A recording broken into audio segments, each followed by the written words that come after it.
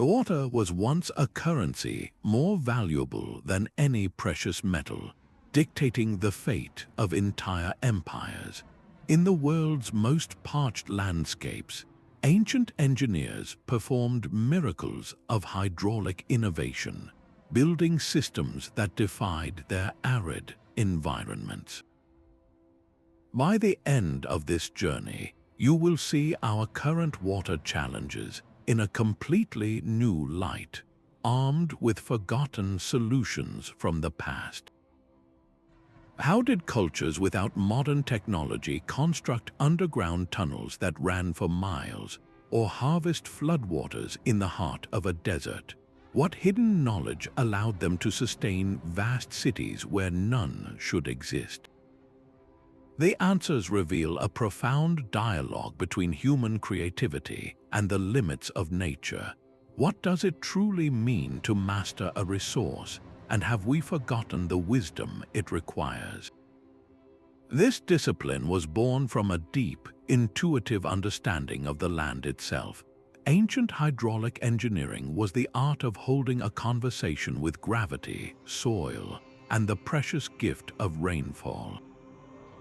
It meant knowing precisely how water would behave long before it arrived, designing channels and reservoirs that worked in silent partnership with the natural world.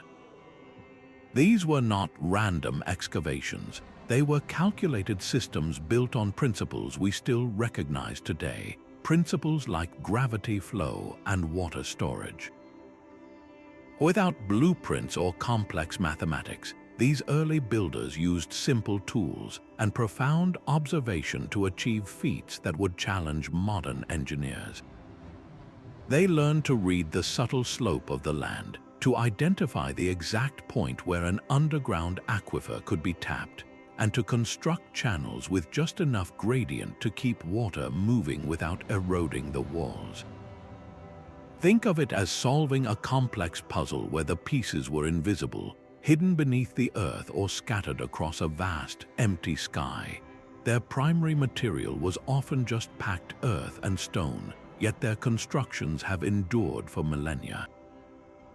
This universal emergence of water management, from the highlands of South America to the deserts of Asia, tells us something fundamental. When survival is on the line, human ingenuity does not simply adapt, it transforms the landscape itself. The solutions they crafted were so elegant and effective that they laid the groundwork for everything that followed.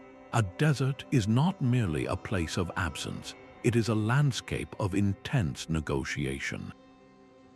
The very scarcity of water in these regions created an undeniable pressure, a force that demanded a response far beyond simple adaptation. In environments where rain was a rare event and rivers could vanish for seasons at a time, societies faced a stark choice: innovate or face hardship.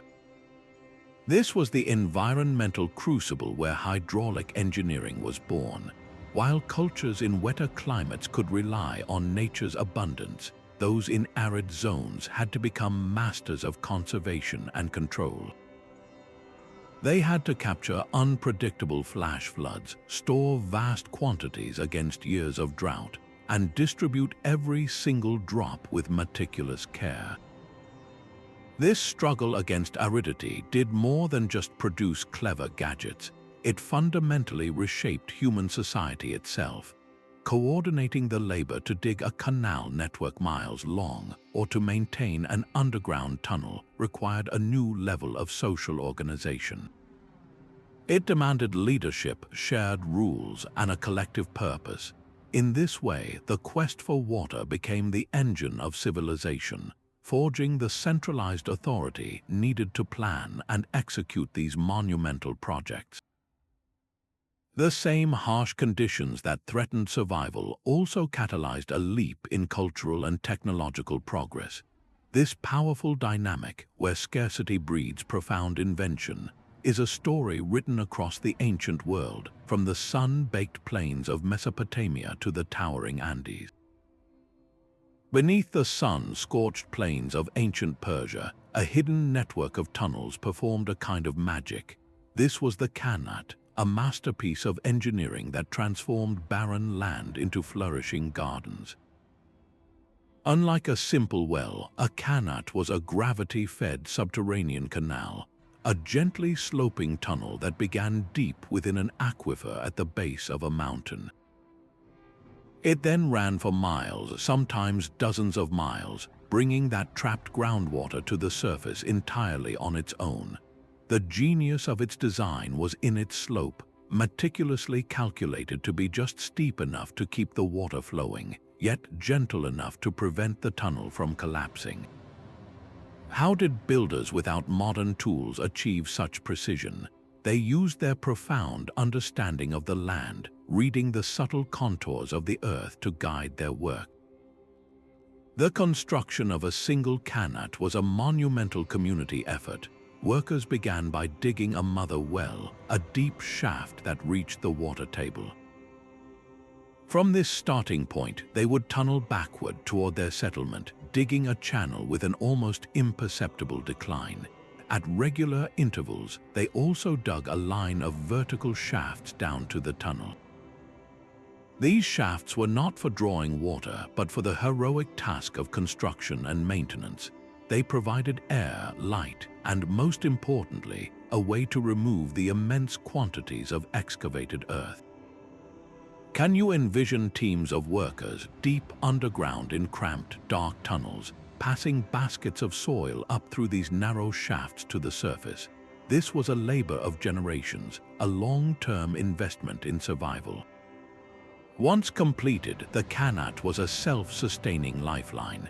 Because the water traveled underground, it was completely protected from the relentless desert sun, with virtually no water lost to evaporation. At the tunnel's end, the water would gracefully emerge into an open channel, often feeding a cool, shaded reservoir known as an ab-anbar. This steady, reliable flow created pockets of paradise, lush oases where date palms grew and crops flourished in the heart of the desert. It was this technology that allowed magnificent Persian cities to rise and thrive in seemingly impossible locations, their existence entirely dependent on the hidden rivers flowing silently beneath the sand. The Qanat is more than a relic, it is a powerful lesson in sustainable water management, a quiet dialogue with the earth that we have largely forgotten. While the Qanat moved water in secret, another civilization celebrated its arrival with breathtaking public architecture. In the arid landscapes of the Indian subcontinent, communities did not just retrieve water, they descended into magnificent subterranean palaces built to honor it. These were the Stepwells, known as baolis, and they represent one of history's most profound unions of engineering and art. Far more than simple wells, these were colossal, multi-story structures carved directly into the earth, featuring long, cascading staircases that led pilgrims and travelers down to the ever-fluctuating water table. Each step downward was a journey into a cooler, quieter world, a deliberate passage from the scorching surface into a realm of life-giving water. The placement of a stepwell was an act of advanced hydrology. Builders had to identify locations where the underlying geology would naturally funnel rainwater into a stable aquifer, ensuring the well would refill season after season. The structure itself was a sophisticated water storage system. The step design created a massive surface area, allowing water to gradually percolate and settle while minimizing disturbing silt. But the true genius of the stepwell was its purpose beyond mere utility. It was a community's living room, a cool retreat from the oppressive heat where people gathered to talk and rest. It was a sacred site with intricate carvings of deities and spiritual symbols adorning the walls, transforming the act of drawing water into a devotional practice. This was water management fully woven into the cultural fabric, where every visit to collect water reinforced social bonds and spiritual beliefs. The stepwell did not hide its function, it glorified it, creating a space where the most essential resource was also the center of civic and ceremonial life. In an age where water often flows invisibly through pipes in our walls, the stepwell stands as a powerful reminder of a time when a community's relationship with its water source was direct, celebrated, and deeply sacred. The Nabateans did not just inhabit a desert, they commanded it. Carved into the rose-red cliffs of Petra, their city was a fortress of water in a land of thirst, a place where less than 6 inches of rain fell in an entire year. Their survival depended on a form of hydrological alchemy, a brilliant system that transformed sudden, violent flash floods into a reliable, life-giving resource. These were not gentle rains, but torrential downpours that could send walls of water crashing through narrow canyons in minutes. Instead of fighting these destructive forces, the Nabateans invited them in. They built a vast, intricate network of diversion dams and meticulously carved channels designed to capture this furious energy. The water was then guided into a labyrinth of underground cisterns, some large enough to hold water for the entire city for up to 2 years. This required a deep understanding of the entire watershed, a mastery of how water moved across the stark, rocky landscape. They mapped the invisible geography of rainfall, knowing exactly where to place their dams to intercept the flow. Their genius extended to the very materials they used. They developed a unique, non-porous plaster, a special cement mixed with ceramic fragments to line their reservoirs. This crucial innovation created a waterproof seal, ensuring that not a single precious drop would seep back into the parched earth. They engineered their own miniature, controlled water cycle, capturing evaporation from the air through cleverly placed, dew-collecting stones and channeling every possible source into their network. The city itself became a catchment surface with channels carved into the very cliffs and buildings, funneling water from a vast area into the heart of Petra. In a world defined by scarcity, they created abundance through sheer intelligence and foresight. Their system was so effective that it allowed a powerful, wealthy civilization to flourish in the heart of a desert. Its existence a testament to the power of working with the environment's own raw power rather than against it. The Roman aqueduct stands as a symbol of imperial power, yet its true story is one of desperation. As Rome swelled into a metropolis of over 1 million people, its local water sources, the Tiber River and shallow wells, became dangerously polluted and insufficient. The aqueduct was not a luxury, it was the definitive solution to an urban crisis. This was a machine built from stone and gravity, a water highway engineered to cross immense distances. Its most critical design principle was a constant, almost imperceptible slope. To move water from a mountain spring to the city without pumps, Roman engineers had to maintain a gradient of just a few centimeters for every 100 meters of channel. Achieving this over rolling hills and deep valleys was a feat of breathtaking precision.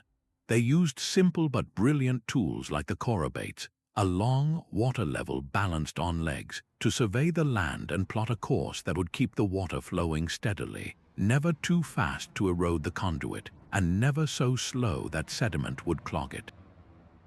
When the path encountered a deep valley, the Romans employed a radical innovation, the inverted siphon. Instead of building a towering arcade of arches across the entire span, they would run a sealed lead pipe down one side of the valley and up the other.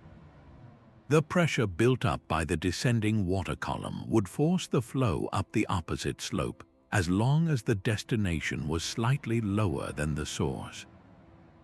This was hydraulics in its most powerful form, conquering topography with pure physical force. But the water's journey was not over when it reached the city gates. It first flowed into massive sedimentation tanks where the current would slow, allowing sand and impurities to settle out. This was an early, crucial step in public health, delivering relatively clean water to a population that had known only hardship from contaminated sources. The final result transformed urban life. water gushed from countless public fountains, ensuring no citizen was far from a fresh supply. It fed the vast public baths, centers of culture and cleanliness, and flushed the city's revolutionary sewer system. The aqueduct did not just quench thirst, it built the very idea of a sanitary city, a principle that echoes in every modern water main and treatment plant today. Far to the north, in the blistering heat of the Sonoran Desert, a society achieved a hydraulic feat that rivals any we have seen. The Hohokam people did not just build canals, they engineered a veritable river of their own, a sprawling network that turned one of North America's most unforgiving landscapes into a breadbasket.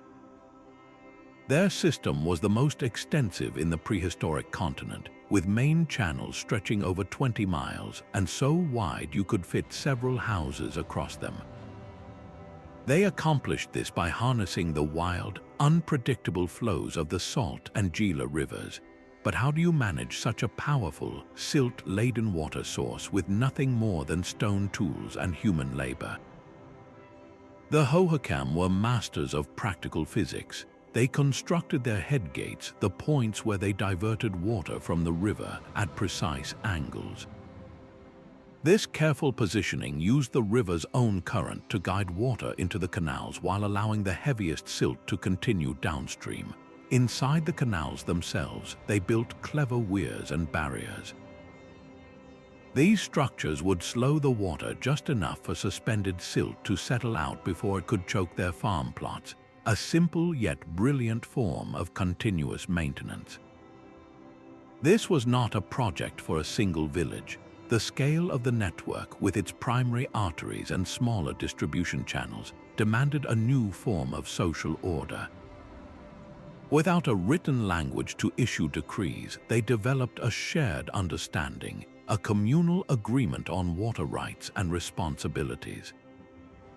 Can you envision the coordinated effort required to annually clear miles of canals of accumulated sediment, using only woven baskets and digging sticks?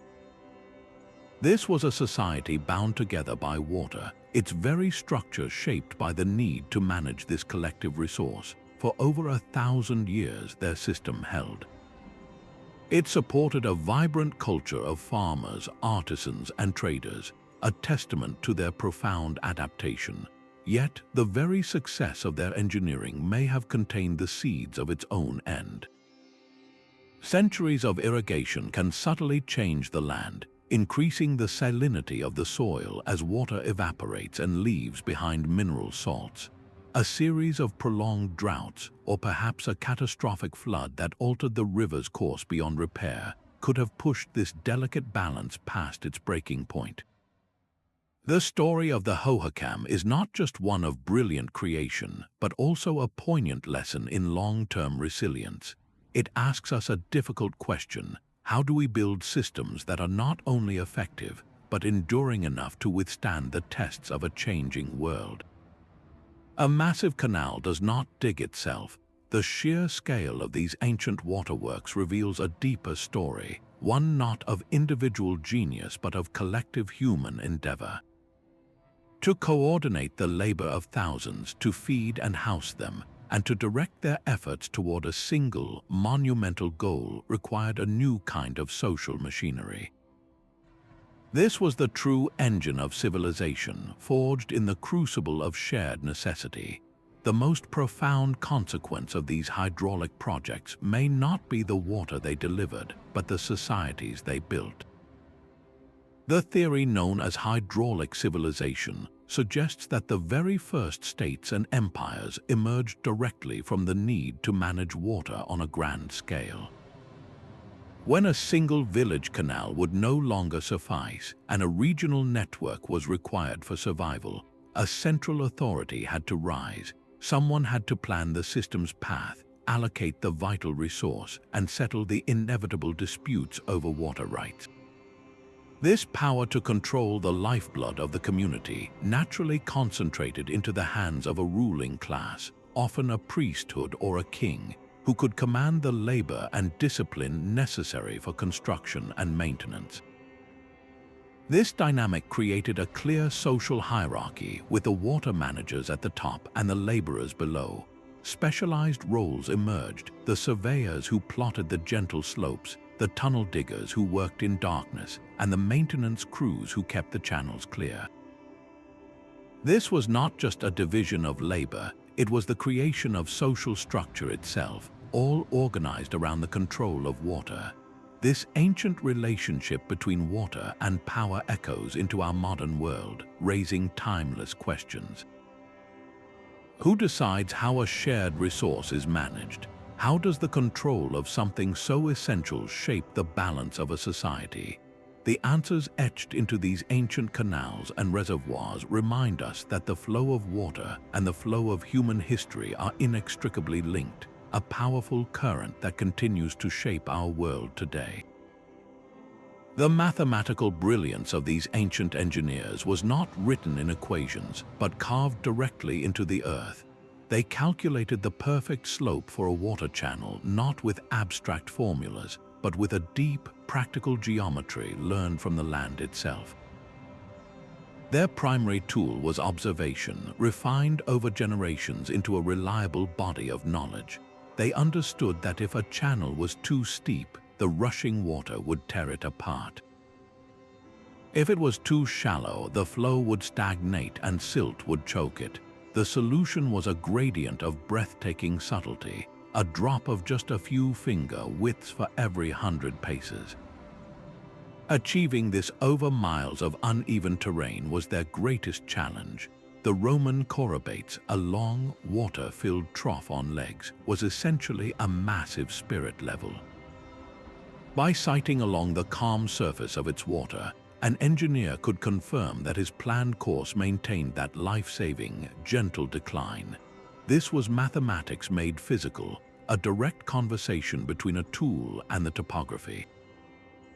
The Egyptians, entirely dependent on the Nile's annual gift, developed the Nilometer. This was not just a measuring device, it was the economic forecast of an empire. By meticulously tracking the river's rise in these calibrated stone staircases, they could predict the coming harvest's bounty, allowing for intelligent planning and tax collection. Their knowledge was a collection of proven ratios and rules of thumb, an empirical science passed from master to apprentice. A builder knew that a reservoir of a certain length and width would hold a volume of water sufficient for his city for a set number of months. He knew the precise angle to set a diversion dam to harness a river's current without being destroyed by it. This was a living mathematics, its proofs written in the enduring flow of water through a 1,000-year-old canal and the survival of the cities it fed. Their invisible calculations were the true foundation for every stone arch and hidden tunnel, a testament to the fact that you do not need complex notation to master the fundamental laws of the physical world. Their structural genius was matched only by the chemistry of their materials. Without access to global supply chains, ancient engineers became alchemists of their local landscapes, transforming ordinary earth and stone into substances that defied water and time. In Rome, the challenge was building harbors and bridges that could withstand constant immersion. The solution was a revolutionary material known as hydraulic concrete. While standard concrete would simply dissolve in water, the Roman recipe incorporated a special ingredient, volcanic ash from the town of Pozzuoli. When this fine ash was mixed with lime and rubble, it triggered a chemical reaction that allowed the concrete to cure and harden even underwater, forming a monolithic, water-resistant block. This was not just a building material, it was a kind of artificial stone, one that grew stronger in the very element it was meant to repel. It allowed the Romans to construct massive harbor moles at ports like Caesarea, creating permanent, calm havens for their ships from the tumultuous sea. Far to the east, in the sun-baked plains of Mesopotamia, the challenge was different. Their intricate network of canals was constantly losing precious water to seepage through the porous soil. Their answer was bitumen, a naturally occurring tar that seeped from the ground in certain areas. They would heat this thick, black substance until it became liquid, then plaster it along the bottoms and sides of their canals. Upon cooling, it formed a durable, flexible, and perfectly waterproof seal. This simple yet effective innovation turned their earthworks into impermeable conduits, ensuring that the life-giving water reached the fields instead of soaking uselessly into the ground. Meanwhile, high in the Andes, another civilization approached the problem from an entirely different angle. The Inca and their predecessors had no need for mortar or sealants. Their solution was pure geometry and incredible craftsmanship. They quarried massive stones and then painstakingly shaped them, grinding the surfaces together with sand and water until each block fit perfectly against its neighbor. The resulting walls and channels were so precisely joined that not even a thin blade could be inserted between the stones. This interlocking puzzle was naturally resistant to earthquakes and created channels that were virtually leak-proof, all without a single drop of adhesive. Each of these solutions was a perfect marriage of material and place. The Romans used the volcanic resources of their land, the Mesopotamians tapped into the petroleum seeps of theirs, and the Andean cultures leveraged the abundant granite of the mountains. This reliance on local, sustainable materials created a deeply resilient system, one where repairs and maintenance did not depend on distant factories or long trade routes. It stands in stark contrast to our modern world of standardized, globalized construction. Their legacy asks us a compelling question. In our pursuit of universal solutions, have we lost the art of listening to the specific language of our own local environment? The flow of water was a prayer made visible. Across the ancient world, a river was not merely a source of sustenance, it was a living deity, and the act of irrigation was a form of worship. This spiritual connection transformed the back-breaking labor of digging a canal from a civic chore into a sacred obligation. To manage water was to commune with the gods themselves. In ancient Egypt, the annual flooding of the Nile was the work of Hapi, a god whose blessing meant the difference between a year of plenty and one of hardship. Pharaohs did not just build reservoirs, they performed elaborate ceremonies to ensure the river's bounty, positioning themselves as the vital link between the divine will and the people's survival. The engineering was an extension of their piety. In Mesopotamia, the great ziggurats that rose from the plains were not just temples, they were artificial mountains reaching for the heavens, and the intricate canals that fed the surrounding fields were their life-giving arteries, consecrated to gods like Enki, the lord of the sweet waters. The very first written records from this region are not epic poems, but meticulous accounts of temple grain stores and canal distributions, proving that the divine and the practical were one and the same.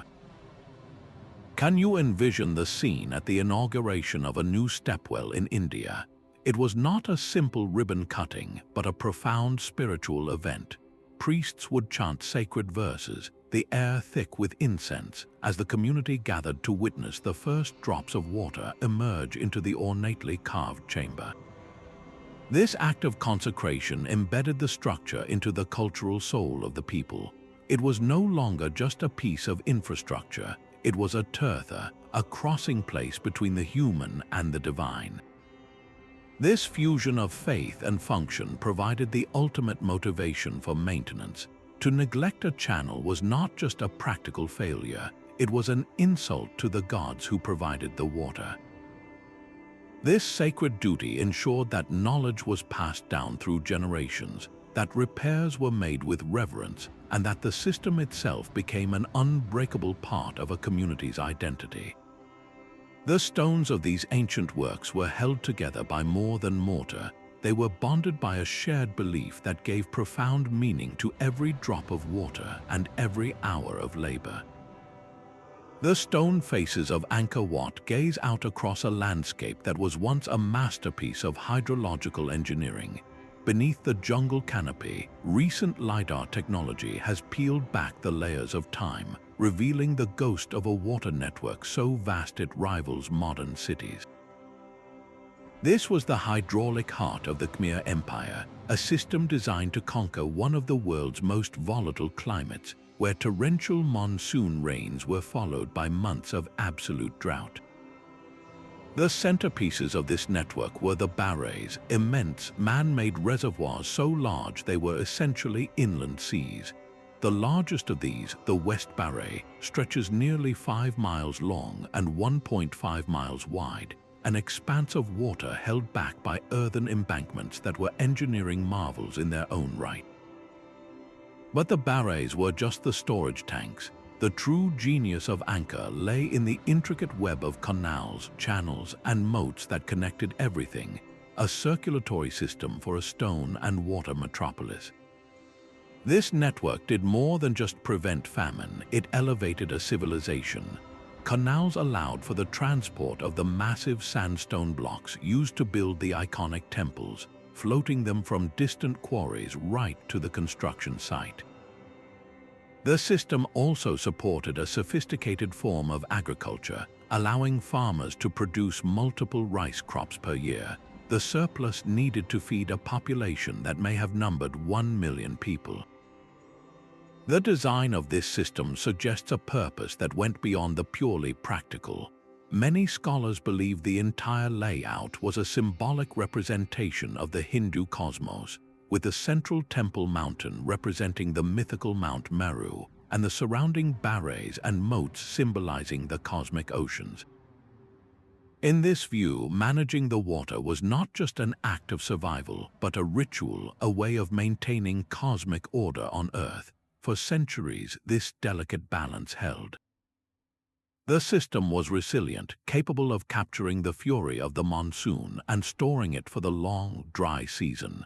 Yet, this very success may have contained the seeds of its vulnerability. As the city grew, the water network became more complex and more interdependent.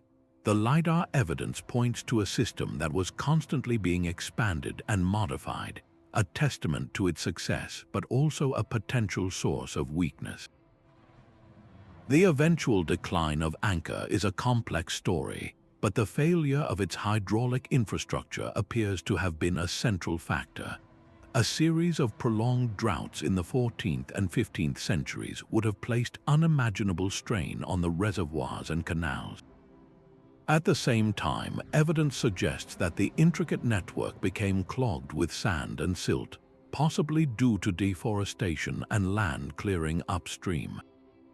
The very channels designed to give life began to choke, unable to function under the combined pressures of climate shifts and environmental change. The great barrays, symbols of the god king's power, may have slowly transformed into stagnant marshes. The story of Angkor is a profound lesson in the fragility of even the most advanced systems. It demonstrates that a civilization's greatest strength can become its greatest liability when the environment upon which it was so perfectly calibrated begins to change. The lifeblood of Mesopotamia flowed through two great, erratic rivers. The Tigris and Euphrates did not offer their gifts gently, their floods arriving at the wrong time for planting and often with destructive force. To build a civilization here was to declare war on this unpredictability, and their weapon was the irrigation canal. What began as simple ditches dug by villagers to guide water to their fields evolved into something far more ambitious, a vast artificial river system that knitted the land together. This was the world's first great experiment in reshaping a hydrological landscape. The scale was staggering, with main canals running for dozens of miles, branching into smaller channels that fed water directly to the roots of barley and wheat.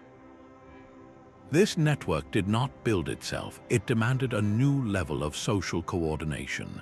Someone had to plan the routes, organize the thousands of laborers needed for digging, and settle the inevitable disputes over water rights.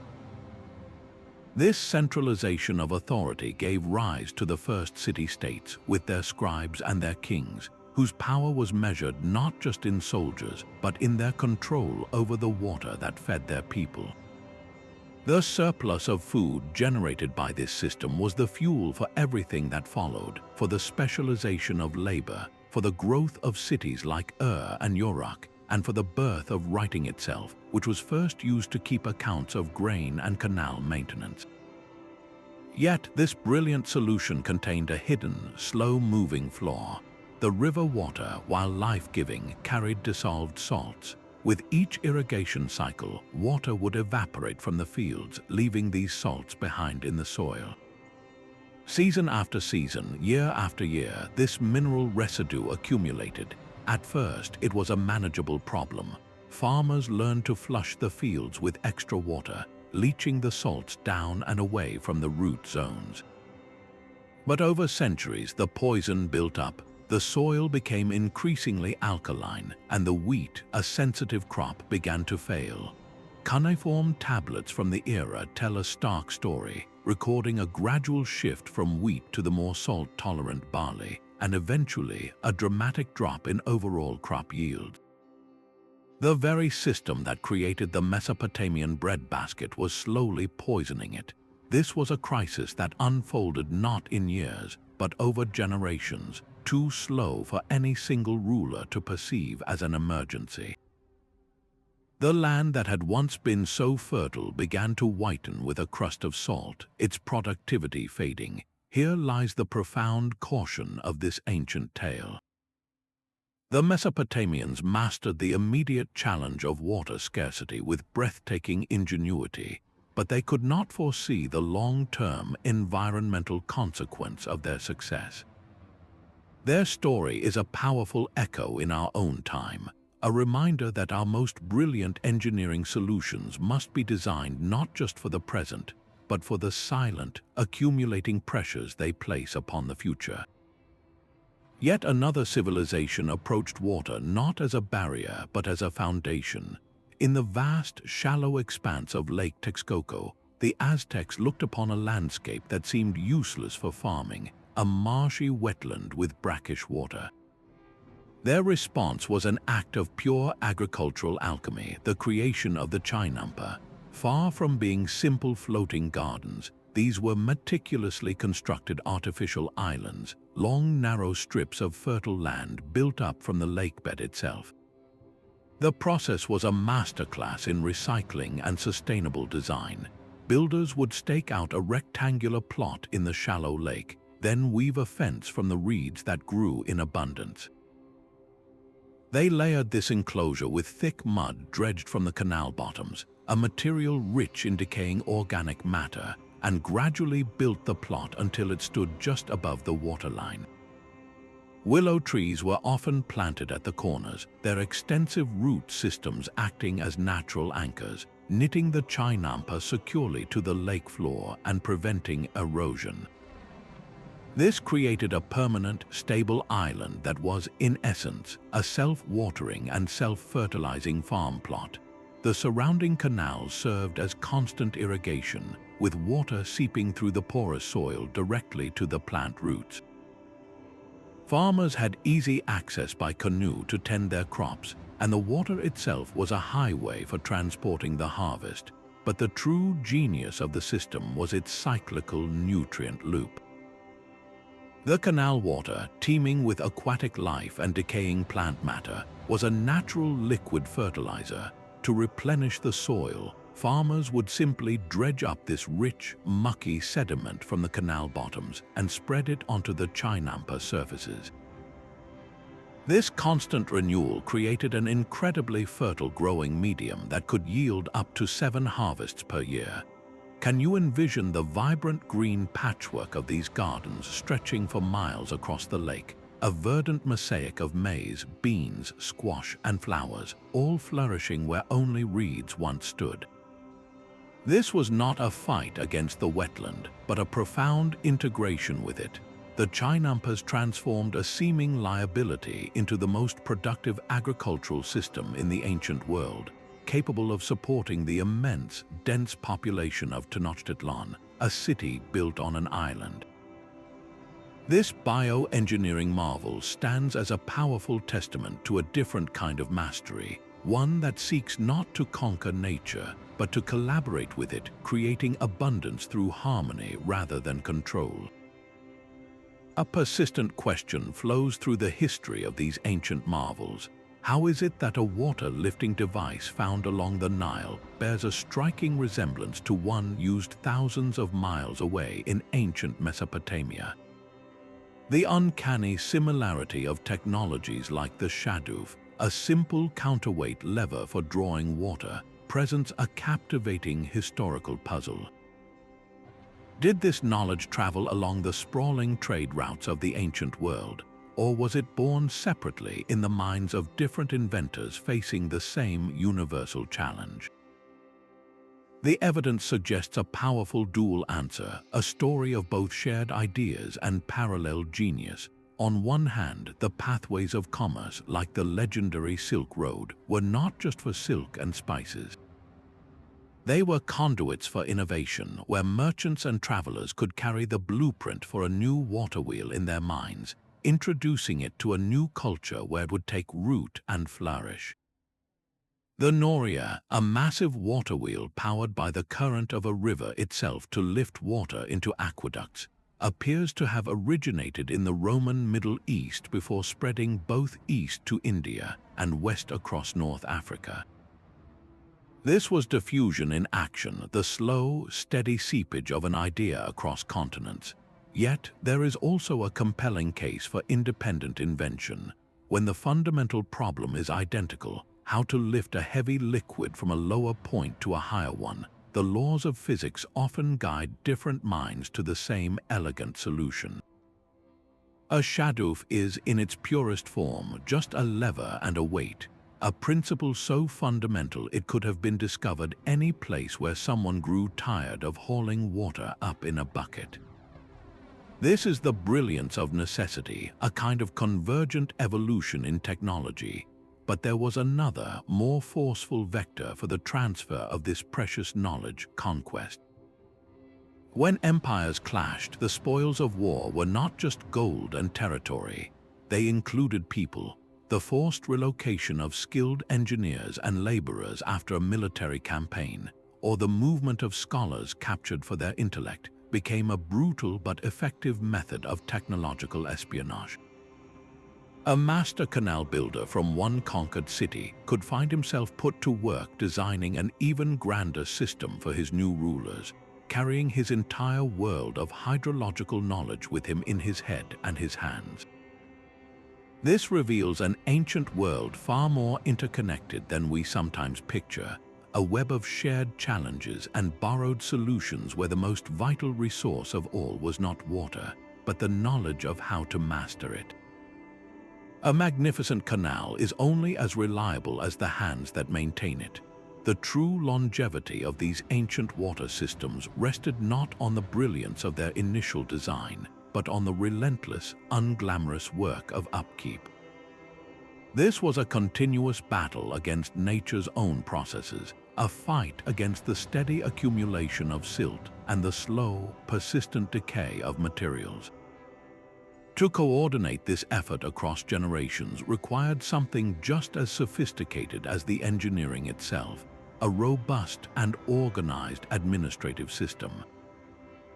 In ancient Egypt, the pharaoh appointed an official known as the overseer of canals, a title that carried immense power and responsibility. This individual was tasked with the monumental logistics of the annual canal cleaning, a community-wide effort that mobilized thousands of laborers once the Nile's floodwaters receded. He had to ensure that every village along the network participated, that the work was done correctly, and that the vital distribution channels were clear for the coming planting season. His authority was the glue that held the entire agricultural cycle together. Similarly, in the Roman Empire, the position of water commissioner, or curator aquarum, was a prestigious post held by some of the most respected men in society. He commanded a small army of skilled workers, from surveyors to pipe fitters and maintenance crews, who constantly patrolled the aqueducts. They cleaned sedimentation tanks, repaired cracks in the conduit lining, and most importantly, guarded against illegal taps that could steal water from the public supply. This was a bureaucracy in service of water, with detailed legal codes that spelled out water rights and penalties for misuse. The system's survival depended on this meticulous, top-down management. But this structure also reveals a darker side of ancient labor. Much of this maintenance was performed by corvée labor, a form of taxed work where citizens were required to contribute a certain number of days each year to public projects. For the peasant farmer, this meant back-breaking weeks spent dredging mud from a canal, not for his own immediate benefit, but for the stability of the state. This collective burden, while effective, rested on the shoulders of the many. The ultimate fate of these systems often hinged on the strength of this social contract. When central authority weakened through conflict or economic decline, the maintenance regimes were often the first thing to falter. A single season of neglected desilting could allow a main channel to become choked, reducing the water flow to a trickle. A few unrepaired breaches in a Qanat could lead to a tunnel collapse, permanently severing a community from its water source. The engineering marvel that took generations to build could be undone by a generation that failed to care for it. This is perhaps the most sobering lesson from the ancient world. A brilliant technological solution is not a one-time achievement, it is a long-term relationship. It requires a social framework capable of sustaining it, a culture of shared responsibility that outlasts the architects. In our own era of complex infrastructure, we are forced to ask ourselves, do we have the social and administrative will to maintain the systems we so proudly build? Even the most brilliant engineering can be overwhelmed by the slow turning of the planetary clock. These hydraulic societies were masterpieces of adaptation, but they were calibrated for a specific climate normal, a delicate balance of rain and drought that could not hold forever. When that balance shifted, their greatest strength became a profound vulnerability. Consider the Akkadian Empire in ancient Mesopotamia, a powerhouse that unified the region through its mastery of grain and water. Around 4,200 years ago, a mega drought of centuries-long duration is believed to have settled over the region. This was not a single bad season, but a relentless, multi-generational drying. Their intricate canal networks, designed to manage the predictable unpredictability of the Tigris and Euphrates, were simply not designed for a world where the rivers themselves shrank to a fraction of their former glory. The agricultural surplus that fueled the empire evaporated, and the central authority that managed the water lost its legitimacy when it could no longer deliver the one thing that guaranteed survival. The empire did not just fade, it shattered into disconnected city-states, a collapse written in layers of dust and abandoned settlements. A similar story of environmental overreach may have played out for the Hohokam in the American Southwest. Their vast canal network was a miracle of persistence, but it too depended on the flow of the Salt and Gila rivers. Evidence suggests that a series of extended arid periods, possibly combined with a catastrophic flood that permanently altered the river's course, pushed their system past a point of no return. The very canals that had sustained them for 1,000 years may have become dry, sandy graves for their agricultural society.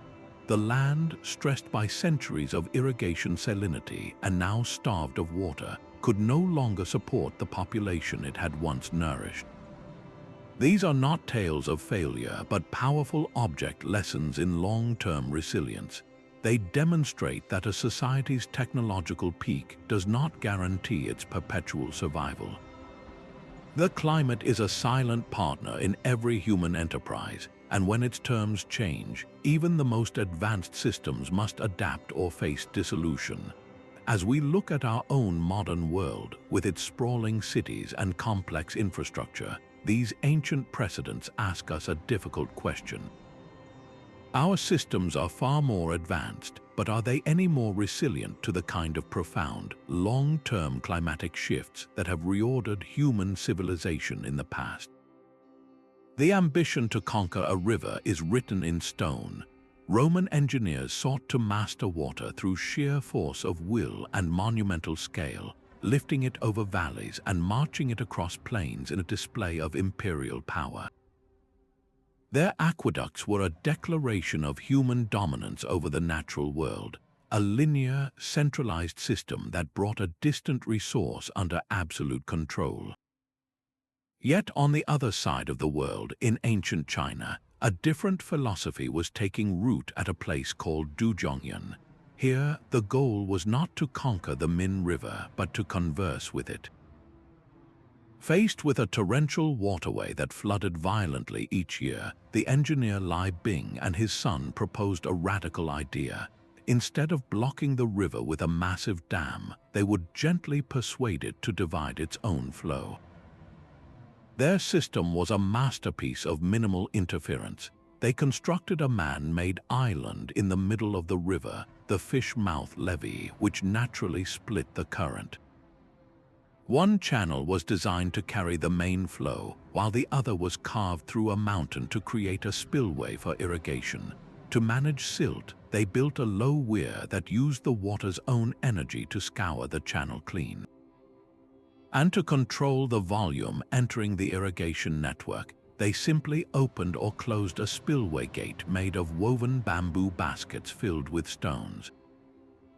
This was engineering as a form of diplomacy with nature.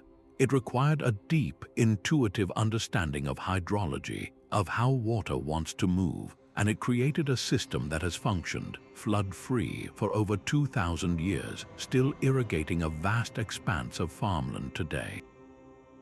The Roman aqueduct and the Debunking system represent two profound paths. One speaks of a world where humanity stands apart from nature, imposing order upon it. The other reflects a worldview of integration, where human ingenuity works within the natural order, guiding its forces rather than fighting them. This ancient divergence is not just a historical footnote. It asks us a fundamental question about our own time. Do we see the world as a set of problems to be solved by control and centralization, or as a complex, living system with which we must learn to cooperate? The answer, flowing from these two great traditions, continues to shape the future of our planet. That ancient dialogue between human ingenuity and the flow of water never truly ended. The principles these early engineers discovered through trial and profound observation did not vanish with their civilizations. They simply flowed underground, re-emerging as the bedrock of our modern world. The very concept of guiding water by gravity, perfected in Roman aqueducts and Persian Qanats, is the fundamental force behind the vast municipal water systems that supply our cities today. We are still using the same basic physics, just on a different scale, moving life-giving water from reservoirs to our homes without a single pump, relying on that same gentle, calculated slope. Even the Qanat's approach to sustainable groundwater management is experiencing a powerful revival. In arid regions around the world, from North Africa to Central Asia, communities and engineers are rediscovering these subterranean channels, recognizing them as a brilliant, low-energy method to tap aquifers without depleting them. The Qanat's design prevents evaporation and protects water quality, offering a timeless model for resilience in the face of deepening droughts. This is not just nostalgia, it is a practical rediscovery of a superior technology. The same is true for flood control. The Nabatean strategy of diverting and harvesting flash floods finds its echo in modern sustainable drainage systems, known as SUDS. Instead of funneling stormwater through pipes as quickly as possible into overwhelmed rivers, these modern systems mimic the ancient approach. They create channels and basins that slow the water down, allowing it to seep naturally back into the ground, replenishing aquifers just as ancient permeable pavements and diversion channels did. This philosophy of working with the water cycle rather than fighting it is a direct inheritance from the past. The most profound lesson here is one of humility. Our current water crises, from scarcity to flooding, often push us toward ever more complex and energy-intensive technological solutions. Yet the enduring legacy of these ancient systems suggests that the answers may not always lie in reinventing the wheel. Sometimes the most advanced solution is to look backward, to revisit the timeless wisdom encoded in stone and earth. These were solutions born of deep listening to the land, and they hold keys to building a more sustainable and resilient future if we are wise enough to learn from them. Our modern fascination with the ancient world often comes with a layer of fiction. Popular stories have long depicted these engineering marvels as the work of vast armies of mistreated laborers, driven by the whip to achieve the impossible. This image is powerful, but it is also profoundly misleading. The evidence uncovered by archaeologists tells a very different story, one not of oppression, but of organized, skilled community effort. Take the construction of the Egyptian pyramids, a project often wrongly cited as the ultimate symbol of slave labor. Excavations of the workers' villages at Giza reveal a society of well-fed, paid artisans and laborers. They received wages in the form of bread, beer, and other goods, and their medical care was sophisticated enough that broken bones were expertly set. These were not slaves, but state-employed workers, a skilled workforce whose labor was a form of national service, a collective project that united the kingdom. To attribute their work solely to coercion is to ignore the powerful human capacity for shared purpose and pride in a monumental achievement. The second persistent myth is even more dismissive, the idea that these feats were simply too advanced for so-called primitive people, leading to fanciful theories about lost civilizations or even extraterrestrial intervention. This notion fundamentally underestimates the power of accumulated human knowledge. There was nothing magical about building a Qanat or a Stepwell. It was the result of generations of careful observation, of trial and error passed down from master to apprentice. The knowledge of how to calculate a gentle slope or where to tap an aquifer was hard-won local science. It was not bestowed from the stars, but earned through centuries of living in a place and learning its intimate secrets. These were not impossible tasks. They were the logical outcome of brilliant minds working within their environmental constraints, using the materials at hand to solve a life or death problem. To invoke aliens is to rob these cultures of their greatest legacy, their intelligence. Dispelling these myths is not just an academic exercise, it changes the entire meaning of these ancient sites. When we see them as the products of paid, skilled labor and deep, locally adapted knowledge, they become far more inspiring. They stand as a testament to what human communities can achieve through cooperation, long-term planning, and intellectual courage. The real story is not one of mysterious forces or brutal oppression, but of human ingenuity rising to meet its greatest challenges. This is a history we can truly learn from, a legacy of resilience and creativity that belongs not to myths but to humanity itself. The silent history of water is finally beginning to speak. For centuries, the true scale of ancient hydraulic engineering lay buried and invisible, its grandest networks lost to jungle, sand, and time. Now, a quiet revolution in archaeology is changing everything, using eyes that can see through the earth itself. Light detection and ranging, or LiDAR, is one of the most powerful of these new tools. Mounted on aircraft, it fires millions of laser pulses at the ground, digitally stripping away the dense vegetation that has hidden the land for centuries. What emerges is a ghostly map of the ancient world, revealing contours and channels that are completely invisible from the jungle floor. In Cambodia, LiDAR did not just find a few new canals around Angkor Wat. It revealed a sprawling, low-density metropolis interconnected by a vast water grid, a hydraulic city on a scale that rivals modern urban planning. The same technology is uncovering similar networks in the jungles of Central America, where the Maya engineered the landscape on a massive scale to manage their water in a climate of seasonal downpours and punishing drought. Meanwhile, high-resolution satellite imagery is scanning the deserts of the Middle East, identifying the faint, linear scars of buried Qanats running for dozens of miles beneath the sand. These are not just lines on a map, they are the fingerprints of a civilization's reach, showing where settlements we never knew about once thrived. On the ground, ground-penetrating radar sends pulses of energy into the soil, painting a picture of what lies below without ever lifting a shovel.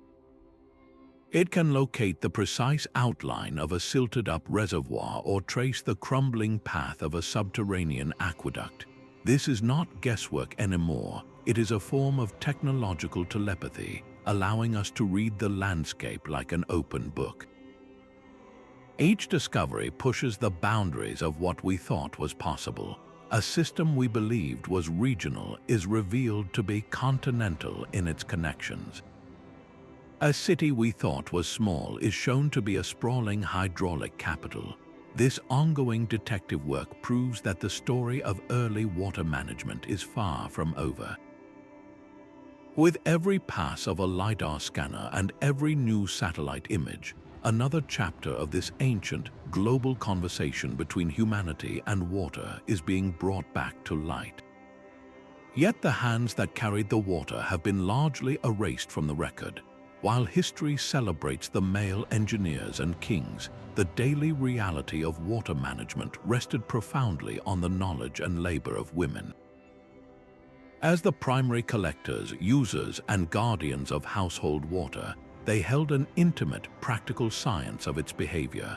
They knew which spring ran sweetest in the dry season, which well needed to rest after drawing, and how to read the subtle signs of a coming flood in the behavior of animals or the taste of the air. This was not written in official manuals, but passed through generations in stories and daily practice. In countless communities, women were the first irrigators, tending to vital kitchen gardens that supplied families with vegetables and medicinal herbs. Their small-scale, meticulous watering of these plots was a form of applied horticulture, a deep understanding of how much water each plant needed to thrive. This daily engagement made them living libraries of local hydrology. Archaeological evidence quietly confirms their central role.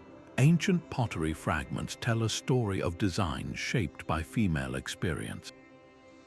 The distinct, rounded shapes of water jars found across the ancient world were not merely aesthetic, they were ergonomic, perfectly balanced for carrying on the head or hip. The porous clay of certain vessels was chosen because it allowed for evaporative cooling, a simple refrigeration technology perfected through the user's need. In some cultures, the spiritual life of water was also a female domain. Rituals and songs performed by women to call for rain or to thank a water source were not just superstition. They were a form of cultural knowledge preservation, embedding vital information about seasonal cycles and conservation ethics into the community's collective memory. When a canal needed cleaning or a well required repair, the entire community mobilized, and women's voices were part of that collective decision-making, their practical observations guiding the work. To overlook their contribution is to misunderstand how these societies truly functioned. They were not a separate story, but the essential, often silent, partners in the ancient world's conversation with water. Restoring their role completes the picture, revealing that the genius of ancient water management was not a top-down decree. but a collaborative tapestry woven from the wisdom of all who depended on its flow. A channel carved from stone could be as graceful as a poem. For the ancients, the line between a vital piece of infrastructure and a breathtaking work of art was beautifully blurred. Water was not meant to be hidden in pipes or rushed through gutters. It was a medium for aesthetic expression, designed to engage the ear, the eye, and the spirit. The sound of a trickle in a courtyard, the sight of light dancing on a still pool, the coolness of the air around a splashing fountain, these were not accidents. They were deliberate features of architectural design, transforming utilitarian spaces into realms of tranquility that demonstrated a ruler's power through refinement, not just force. The Romans perfected this public spectacle with their ornate street fountains and monumental nymphaea. These were not simple spouts, but elaborate, multi-story facades adorned with statues of gods and mythical creatures, where water cascaded over colored marble into receiving basins. A public square was not complete without the constant, soothing murmur of fresh water, a gift to every citizen that proclaimed Rome's civilizing power. It was engineering in service of civic beauty, a daily reminder that the state cared for the well-being and the senses of its people. Far to the east, the Mughal emperors encoded a spiritual ideal into their landscapes. Their famous Charbagh gardens, like the Shalimar Bog in Kashmir, were designed as representations of paradise described in sacred texts. Canals, precise and straight, divided the garden into 4 quadrants, symbolizing the rivers of heaven. These channels fed serene reflecting pools that mirrored the sky and cascades that broke the silence with a gentle, rhythmic splash. The water's journey through the garden was a symbolic one, moving from the lively, noisy cascades at the entrance to the perfectly still, contemplative pools near the palace pavilion. This was a planned sensory experience, a walk from worldly distraction to inner peace, all guided by the flow of water. Even earlier, the Minoans on the island of Crete integrated water into the very heart of their palatial complexes. At the Palace of Knossos, terracotta pipes hidden within walls delivered fresh water not just to utilitarian areas, but to elegant stone basins and light wells, creating cool, refreshing microclimates. The act of moving water through the palace was itself an aesthetic choice, blending the practical need for fresh water with a clear desire for elegance and comfort. This ancient fusion of art and engineering stands as a powerful challenge to our modern world. It asks us why our own built environment so often prioritizes pure utility, treating water as an invisible commodity to be managed and hidden from view. These cultures understood that a society's highest achievements are measured not only by what it builds, but by the beauty and serenity it creates for the human spirit. Their legacy flows directly into our most pressing modern challenges. We now face a world where ancient droughts are returning and urban floods overwhelm concrete jungles, yet the solutions being rediscovered by today's pioneers feel strangely familiar. The concept of the sponge city, for instance, is a direct echo of Nabatean and Hohokam wisdom. Instead of channeling rainwater away as quickly as possible through pipes and drains, these modern urban plans aim to let the ground absorb water like a sponge. They create green spaces, permeable pavements, and retention basins that capture stormwater, allowing it to replenish local aquifers. This is not a new technology. It is the ancient principle of holding water where it falls, just applied with contemporary materials.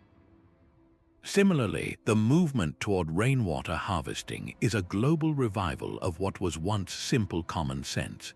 From the cisterns of Petra to the rooftop collectors of the Roman domus, our ancestors knew that every roof was a catchment area. They would be baffled by our modern practice of watching priceless freshwater rush off our homes and into overloaded sewers. The growing practice of treating greywater, The gently used water from sinks and showers for garden irrigation is another page from their playbook, a modern implementation of the ancient imperative to reuse every possible drop. Even regenerative agriculture, which focuses on building healthy, water-retentive soil, mirrors the Chinampas closed-loop system. By increasing the organic matter in soil, farmers can dramatically improve its ability to hold moisture, reducing the need for irrigation and creating resilience against drought. This is precisely what the Aztecs achieved by constantly enriching their artificial islands with nutrient-dense muck from the canals. The parallels are undeniable. The ancient masters understood that sustainability was not an add-on, but the very foundation of design. They worked with gravity, not against it, avoiding the massive energy costs of pumping water over long distances. They extracted water at a rate that allowed aquifers to recharge, a principle of sustainable yield we are only now relearning after decades of overpumping. Their most profound lesson, however, transcends engineering. It is a lesson in mindset. They viewed water not as a commodity to be bought and sold, but as a sacred, cyclical element, a gift from the land and the sky that demanded communal stewardship. This cultural understanding fostered the foresight and shared responsibility needed to maintain systems for centuries. In our era of deepening water crises, this ancient wisdom is not a historical curiosity. It is a reservoir of hope. It proves that humans have faced these challenges before and have developed elegant, enduring solutions. The path forward may not require inventing something entirely new, but rather remembering something very, very old. The future of water security may depend on our willingness to listen to the whispers of the past. From the hidden rivers of Persia to the water mountains of Rome, these ancient blueprints for survival reveal a stunning truth. Human creativity does not merely adapt to its limits, it transcends them. Our journey through these desert empires and mountain citadels shows us that the mastery of water was never just about controlling a resource. It was the foundational act that built our world, giving rise to cities, laws, and the very idea of community. These engineers were not just moving water, they were channeling the future. The quiet wisdom they left behind, etched in stone and earth, speaks directly to the crises we face now. Their legacy is a map not of conquest, but of coexistence, proving that abundance can be cultivated from the most profound scarcity. If civilizations with only simple tools and profound observation could achieve such harmony with their world, what does that say about our own potential? The answers are all around us, waiting to be rediscovered. Thank you for joining this exploration. We would love to hear which of these ancient water marvels amazed you the most in the comments below, and please subscribe for more journeys into the enduring mysteries of our past.